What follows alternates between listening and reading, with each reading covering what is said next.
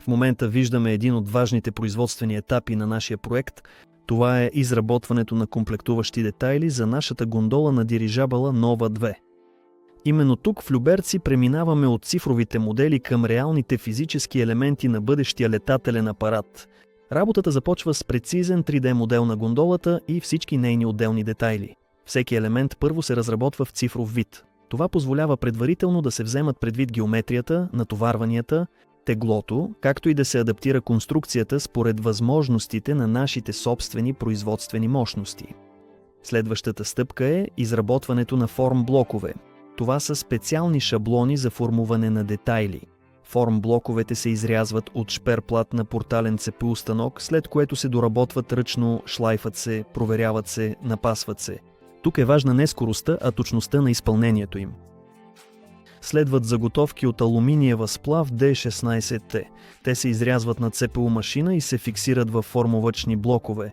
Формуването става чрез преса и менгеме. Допуските са от 0,1 до 0,2 метрим, което е отличен показател за тези детайли. Оформените елементи се изпращат в склада, а след това вече директно към сглобяването на самата гондола. Важно е да се отбележи един принципен момент. Проектирането и производството се извършват, опирайки се на собствените ни възможности.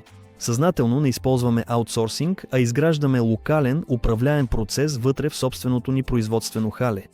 Това дава контрол върху качеството, гъвкавост и независимост от други неконтролируеми фактори.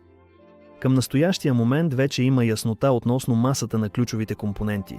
Празната, например, напълно сглобена гондола Нова 2 без вътрешно оборудване ще тежи около 150 до 170 кг. Отделните елементи за управление и стабилизация също вече имат потвърдени теглови параметри, което е важно за по-нататъчните изчисления и балансиране на апарата. Този етап не е най-атрактивният, но е един от най-важните. Именно тук се формира самата инженерна реалност, върху която след това се базира целият самолет. Продължаваме стъпка по стъпка да преминаваме от чертежи и модели към напълно функционален дирижабъл. Гледайте новите ни издания за повече информация относно следващите етапи на производство. Ще се видим скоро!